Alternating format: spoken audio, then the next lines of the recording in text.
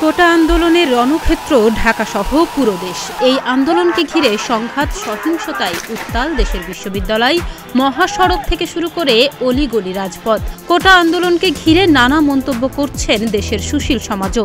এদিকে এই আন্দোলনকে ঘিরে নিজের অভিমত প্রকাশ করতে গিয়ে রীতিমতো বিপাকে পড়েছেন লেখক ও অধ্যাপক মোহাম্মদ জাফর ইকবাল। ঘটনার সূত্রপাত জাফর ইকবালের একটি নিবন্ধ এবং চিরকুটকে ঘিরে, যার ছোট একটি অংশ এখন রীতিমতো সামাজিক যোগাযোগ মাধ্যমে ভাইরাল। তিনি লিখেছেন, ঢাকা বিশ্ববিদ্যালয় আমার বিশ্ববিদ্যালয়, আমার প্রিয় বিশ্ববিদ্যালয়। তবে আমি মনে হয় আর কোনোদিন এই বিশ্ববিদ্যালয়ে যেতে চাইব না। ছাত্রছাত্রীদের দেখলেই মনে হবে এরাই হয়তো সেই রাজাকার। আর যে কয়দিন বেঁচে আছি আমি আর কোনো রাজাকারের মুখ দেখতে চাই না। একটাই তো জীবন, সেই জীবনে আবার কেন নতুন করে রাজাকার দেখতে হবে? আমার ধারণা নোবেল পুরস্কার পাওয়ার উপযোগী আরো। প্রিয় শিক্ষক ও লেখকের কাছ থেকে এমন লেখা দেখে বেশ ক্ষুব্ধ আন্দোলনকারীরা। জাফর ইকবালের এই লেখা কষ্টও দিচ্ছে তাদের। অনেকেই আক্ষেপ করে বলছেন, স্যার আপনি আমাদের মনের অবস্থা বুঝতে পারলেন না। নেটিজেনদের মধ্যেও চলছে আলোচনা সমালোচনা। এর প্রভাব পড়েছে শাহজালাল বিজ্ঞান ও প্রযুক্তি বিশ্ববিদ্যালয়েও। প্রয়োজনীয় একটা ব্যাপার যেখানে মানুষজন আসতে পারছে।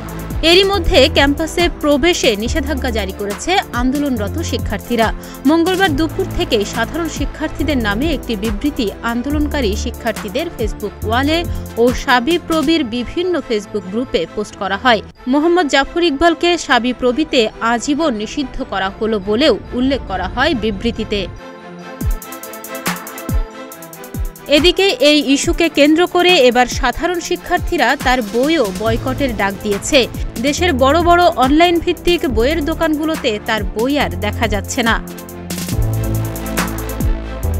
দেশের সবচেয়ে বড় অনলাইন ভিত্তিক বইয়ের দোকান রকমারি.com-এ জাফর ইকবালের বই নট অ্যাভেলেবল দেখা যাচ্ছে। প্রগতি বইঘরও শিশু সাহিত্যিক ড. মোহাম্মদ জাফর ইকবালের বই বিক্রি না করার ঘোষণা দিয়েছে। এর আগে এই একই ইস্যুকে কেন্দ্র করে ড. মোহাম্মদ জাফর ইকবালের বই বিক্রি না করার ঘোষণা দিয়েছে বাংলাদেশ ও পশ্চিমবঙ্গের বই কেনার platform books of Bengal. Facebook পোস্টে বুকস অব বেঙ্গল জানিয়েছে, অনেকের মতো আমরাও একটা সময় মোহাম্মদ জাফর ইকবালের লেখা পড়ে বড় হয়েছি। অনেকের মতো আমাদের মধ্যে মুক্তিযুদ্ধের প্রতি আগ্রহ তৈরি করেছিলেন তিনি। কিন্তু আজ কোটা আন্দোলন এবং ঢাকা বিশ্ববিদ্যালয় নিয়ে উনি যে ধরনের বক্তব্য প্রদান করেছেন সেটি কোনোভাবেই আমাদের কাছে গ্রহণযোগ্য নয়। ফেসবুকের বিভিন্ন পেজ ও গ্রুপে ছড়িয়ে পড়া পোস্টগুলোতে দেখা গেছে, একটি পক্ষ বলছেন জাফর ইকবালকে বাংলাদেশ গণিত অলিম্পিয়াডের প্রতিষ্ঠাকালীন সদস্য থেকে তার মন্তব্যের জেরে বাদ দেওয়া হয়েছে। তবে এমন দাবির বিরোধিতা করছে আরেকটি পক্ষ। তারা বলছেন এখন তাকে বাদ দেওয়া হয়নি, বরং তিনি আগে থেকেই কমিটির সঙ্গে নেই। সেই হিসাবে এটা